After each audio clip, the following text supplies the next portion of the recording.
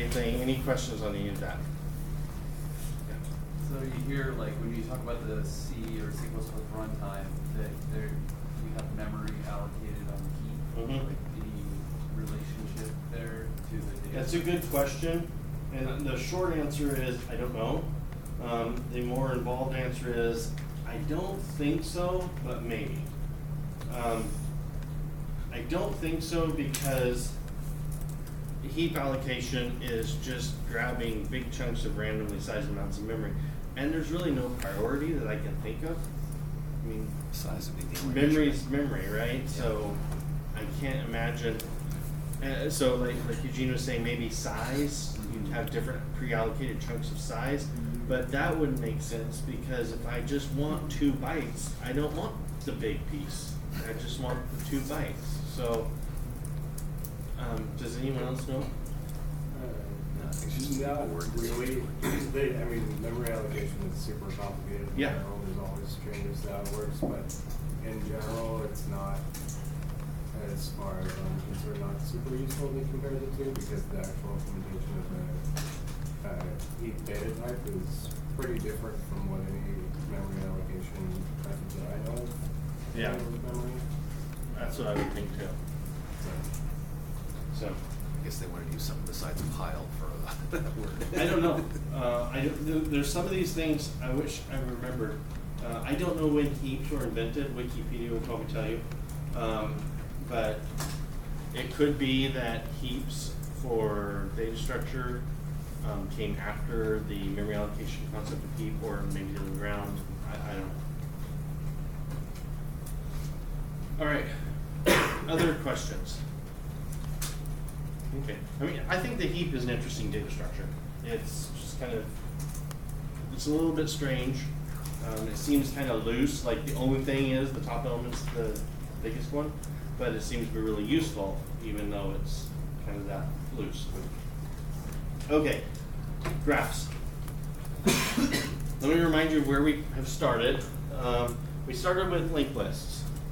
And I don't know, in my mind, I think of linked lists as a one-dimensional space. I don't know why.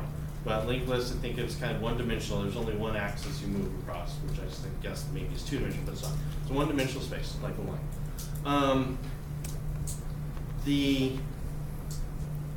We worked through linked lists, stacks, queues, that kind of stuff. Then we moved to something, had a little more topology. We moved to trees. And you can think of trees kind of as almost like a two-dimensional. They're more than a linked list. They're more than just a line. You can have multiple branches off things. They're still kind of constrained.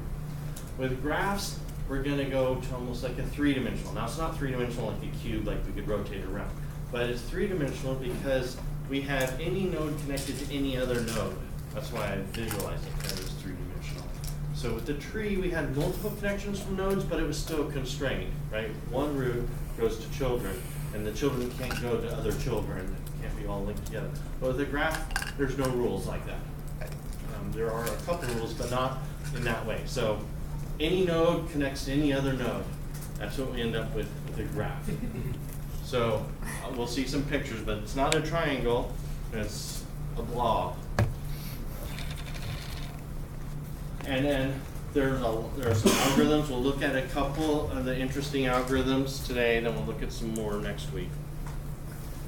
So, we'll cover terminology and the ADTs and some of the applications.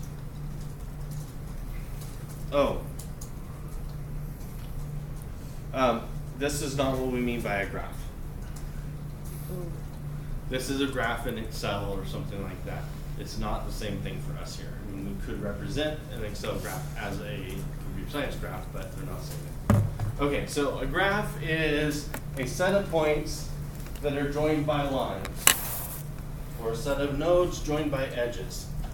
So a graph, G, is the set of V and E, vertices and edges. I will almost always call these nodes instead of vertices because it's easier for me to say node than vertex or vertice. Vertices. So nodes and edges.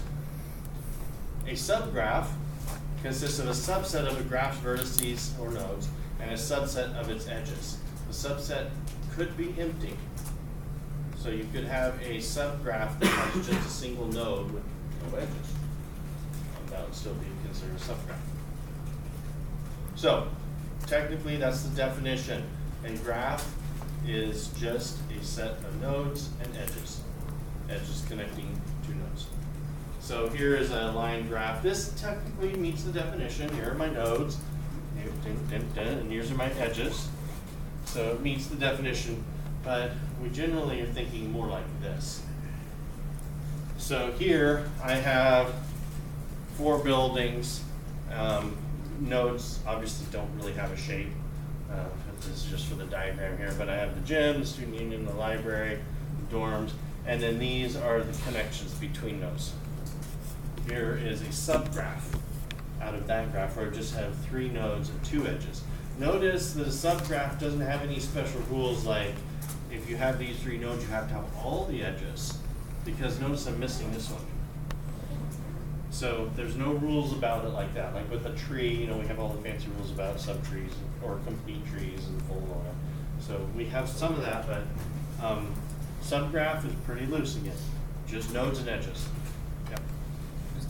Does there have to be an edge linking every possible link of nodes? Nope. No. In fact, here we have 3 different graphs. We have a graph that is connected, which is between any 2 nodes, there's a path. We have a disconnected graph, which is just what you were asking about. I have these nodes here, but notice there's no way to get from this node to any of the others. So this is what we call a disconnected graph. It is a single graph, it's just not a connected graph. And in here I have a graph that's a complete graph. So those definitions. Next page.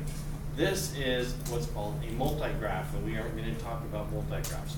A multigraph is a graph where there are multiple edges between the same 2 nodes.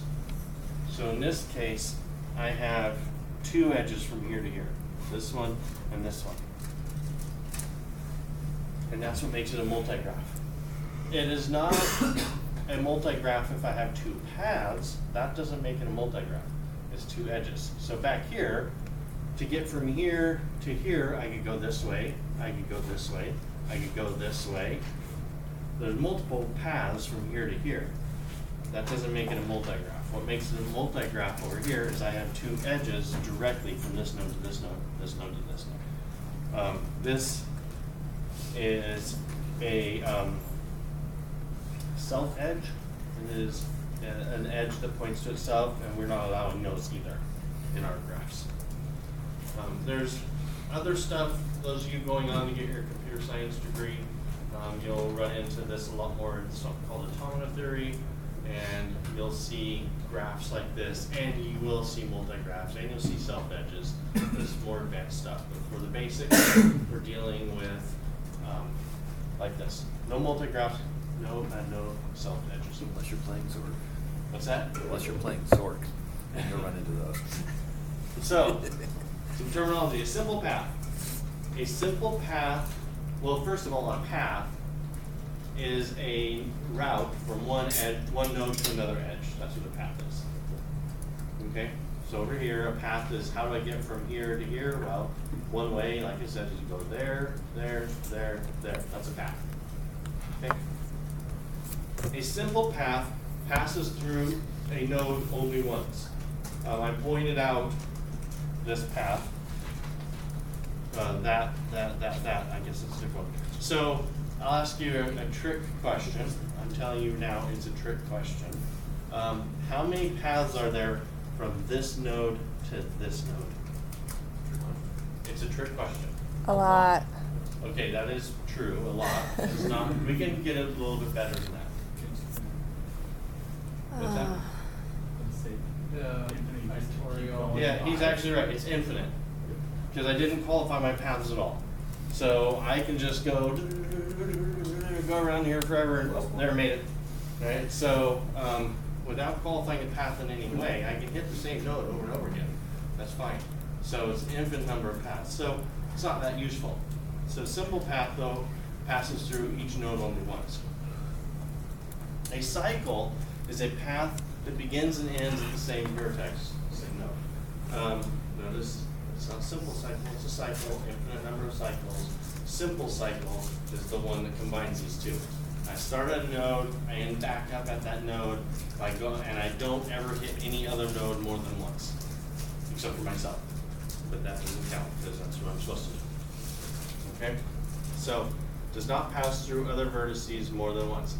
I do want to point out there is nothing in simple cycle that says I have to hit every other node. It just says that of the nodes I do hit, I only hit them once. There's no requirement to hit all of them. Connected graph is each pair of distinct nodes has a path between them.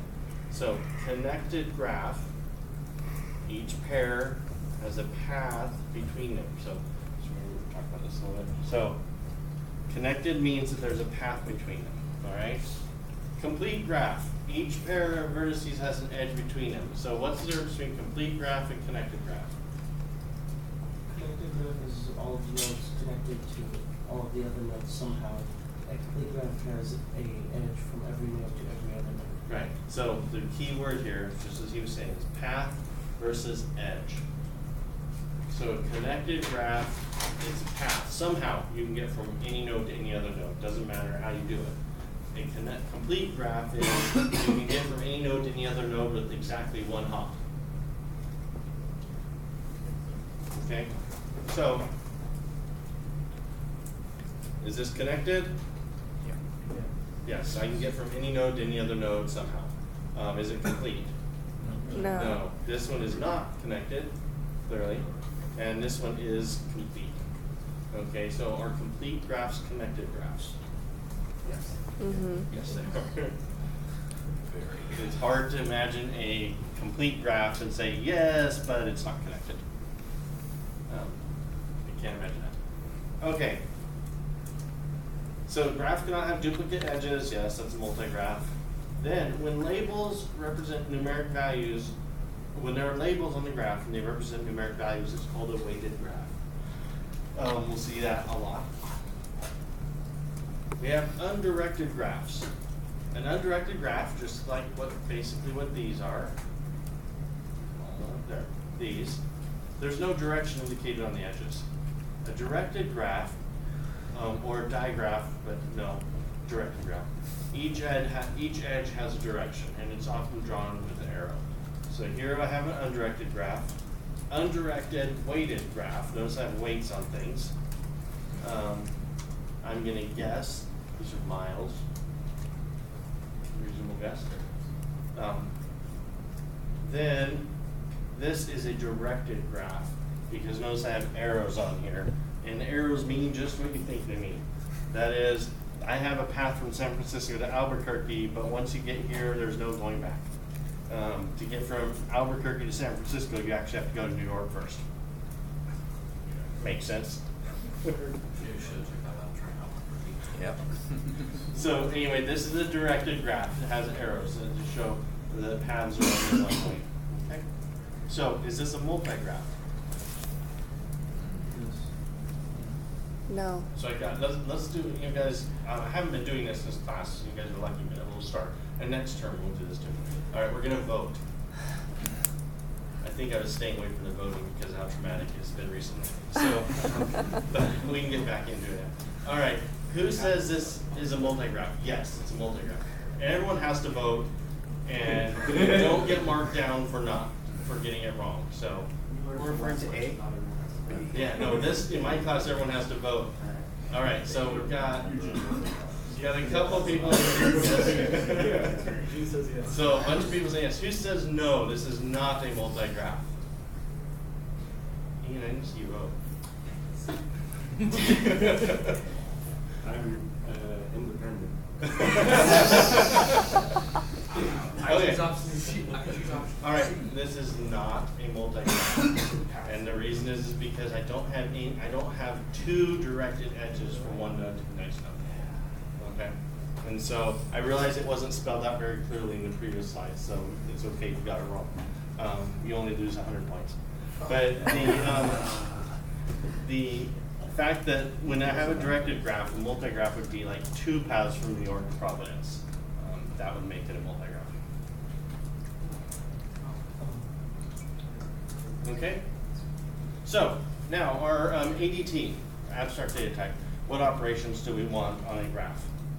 We can tell if the graph is empty, okay? That means no nodes, no edges.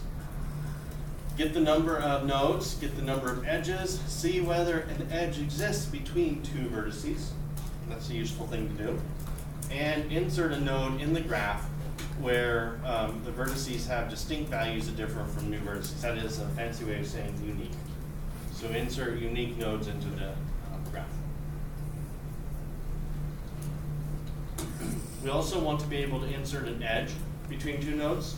So I've got two nodes that are already in the graph. I want to be able to connect them. I want to be able to remove a specified node from the graph or remove edges from the graph. Those are other operations I want to be able to do. All right? Make sense? So basically, I can count edges, I can count nodes, I can add edges, I can add nodes, I can remove edges, I can remove nodes. Remove edges attached to nodes. Hmm? And you can remove edges attached to nodes. Yep. Now, let's talk about implementation before I go to the next slide.